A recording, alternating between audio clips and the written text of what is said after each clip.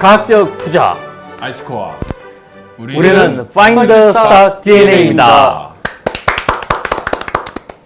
네, 여러분 반갑습니다. 또 우리의 주식시장은 이번 한 주간도 정말로 많은 변화가 있었습니다. 이런 변화 가운데서 우리의 투자 성과는 어땠는지 살펴보도록 하겠습니다. 먼저 크리스 발표해 주실래요?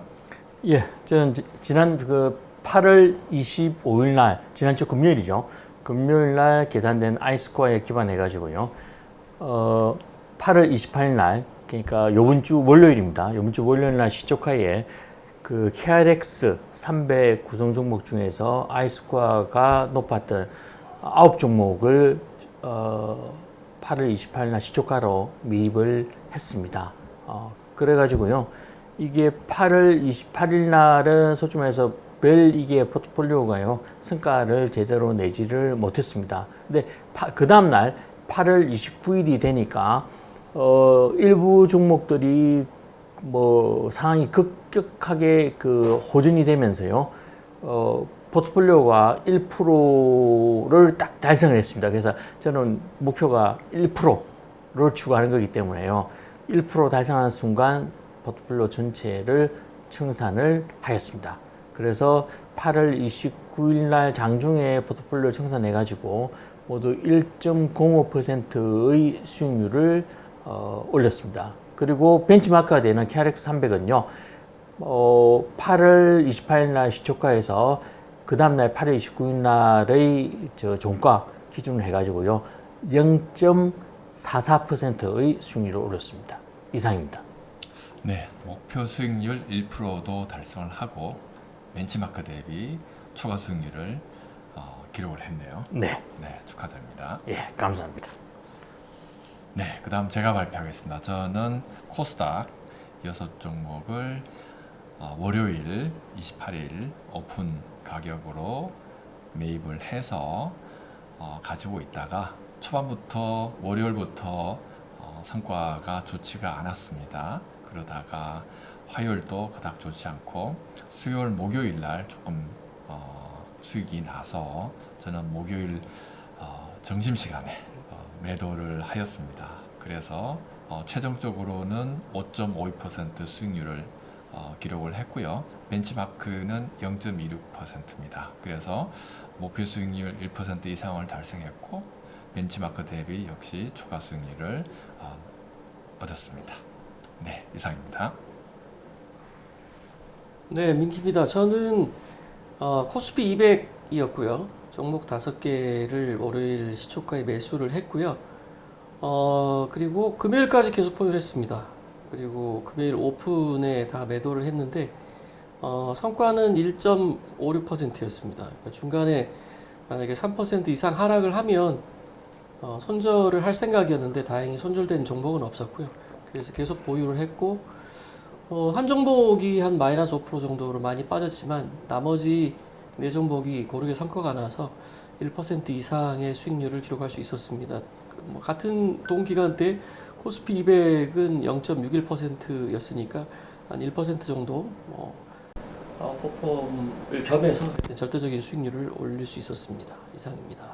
네, 역시 목표 수익률 1% 이상 기록했고요. 그리고 벤치마크 대비도 초과 수익률을 기록했습니다. 네, 축하드립니다. 자, 그러면 우리의 모델 포트폴리오의 성과를 살펴보도록 하겠습니다. 민키? 네, 전체적으로 봤을 때 모델이 이번 주에는 굉장히 지수 대비 좋은 성과들을 기록했습니다. 그래서 코스피 200을 추정하는 모델 P 같은 경우도 1.56%를 기록했고요. 코스피 200은 0.61%였던 반면 1.56%로 아웃퍼포먼스를 보였고, 그 다음에 코스닥 150 추정하는 모델 D 같은 경우는 무려 7.73%를 올렸는데 이게 몇 개 종목이 크게 상승했습니다. 대표적으로 보면 포스코 DX, 포스코 계열사죠. 그리고 메지온이라는 그 바이오 종목, 이 2개 종목이 크게 성과가 나면서 기여도가 커서 좀 이례적으로 7.73%라는 큰 수익을 올렸고, 동기간에 코스닥 150은 거의 움직이지 않았습니다. 왜냐면 빠진 종목들도 꽤 많아졌기 때문에. 그래서 우리 모델의 선정 효과가 되게 컸다. 스탁 피킹이 되게 효과가 컸다라는 생각이 들고요. 모델 X 같은 경우도 지금 보면은 여기에도 포스코 DX가 들어있어서 이 종목의 기여가 굉장히 컸습니다. 그래서 마찬가지로 그래서 여기도 보면은 코스닥 종목의 기여가 컸기 때문에 전체적으로 4.63%의 수익률을 올렸고요. 그리고 그 모델이 아니라 그 기준이 되는 KL300 같은 건 0.55%. 그러니까 전체적으로 보면은 우리 모델들이 스태프킹 효과가 크게 나면서 전체적으로 성과가 되게 좋았던 한 주였다 이렇게 말씀드릴 수 있겠습니다. 네, 감사드립니다. 자, 이제 2023년 9월 1일자 아이스코어를 발표하도록 하겠습니다. 크리스 발표해 주실래요? 예. 요번 주는 가장 좀 특징적인 게요. 코스피 200에서 추천된 종목 수가 다른 주에 비해서 굉장히 적다는 겁니다. 유난히 적었습니다. 그래서 사실 최근에 코스피 200의 그 수익률이요. 조금 저조했습니다. 그런 영향이 있어가지고요. 이번 주에는 코스피 200에서 추천된 종목이 딸랑 6개밖에 없습니다. 근데 거기에 비해서요. 구성 종목 수는 코스피 100보다 훨씬 적지만 코스닥 150은요. 최근에 이게 상당히 좀 높은 보호를 시연을 했습니다. 그래서 이번 주에 모두 10종목이 추천이 되었고요. 그리고 KRX 300은요.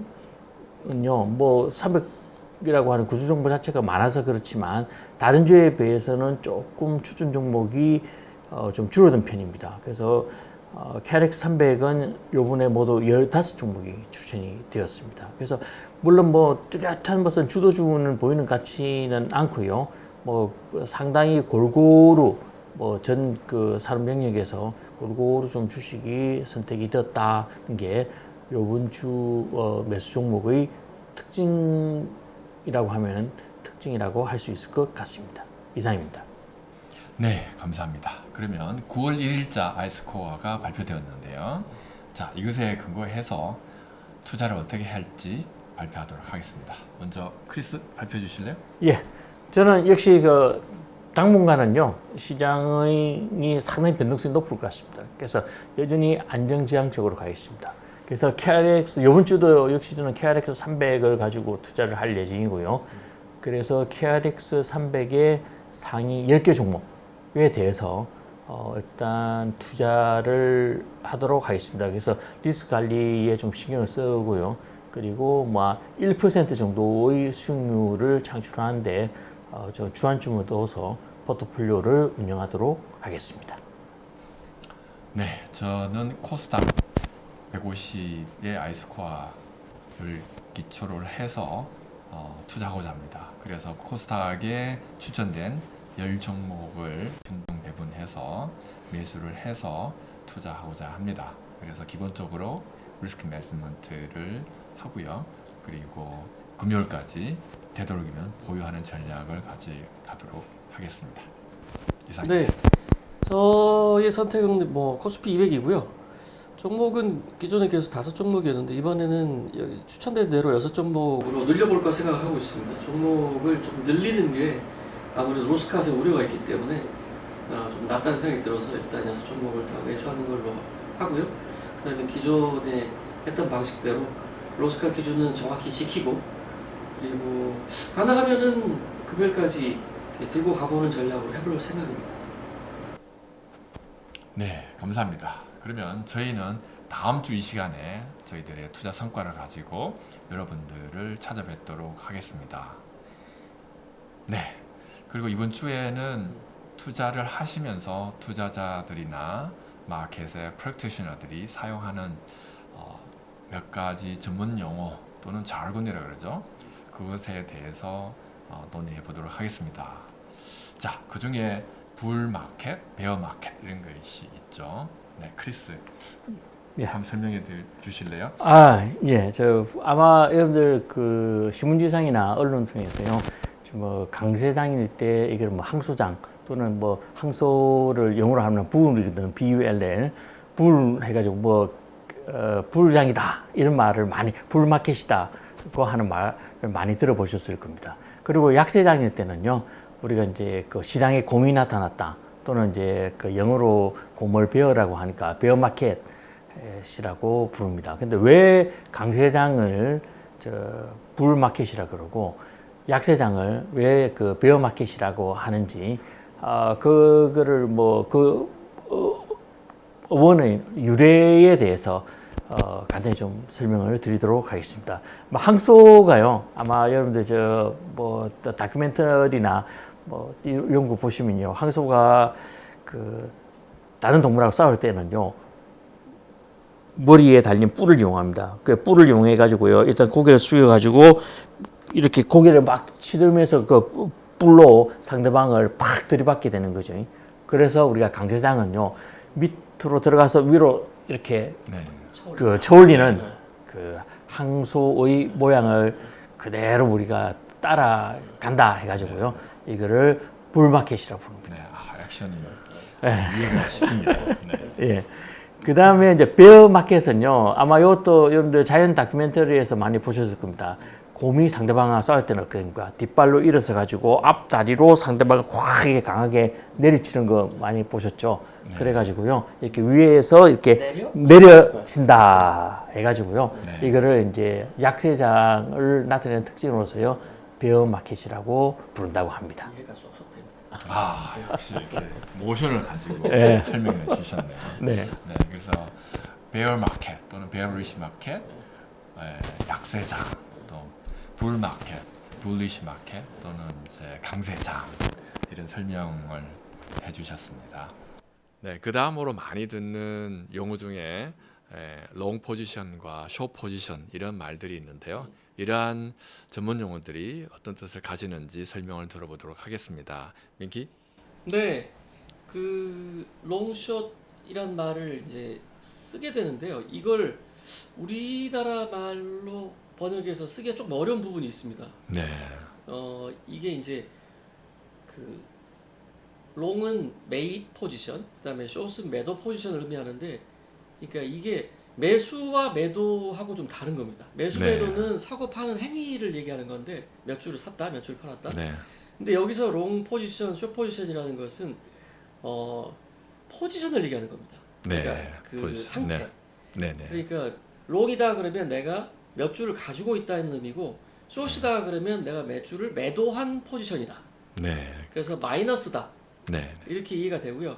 그래서 롱은 올라가면은 수익이 나고, 숏은 빠지면 수익이 나는 그런 구조를 갖는 겁니다. 네. 그래서 이제 보통 앱솔루트 스트래티지, 그러니까 절대 수익형에서 추구하는 건데, 시장의 방향성에 관계없이 올라도 수익이 나고 빠져도 수익이 나는 그런 이제 구조로 만들려고 할 때 사용하는 그런 전략이 되는 거고요. 네. 그리고 이거는 안정적인 성과를 추구하긴 하지만은 실제로는 이게 포지션이 커지는 효과를 가져올 수도 있기 때문에 때로는 불안할 수도 있습니다. 그래서 네.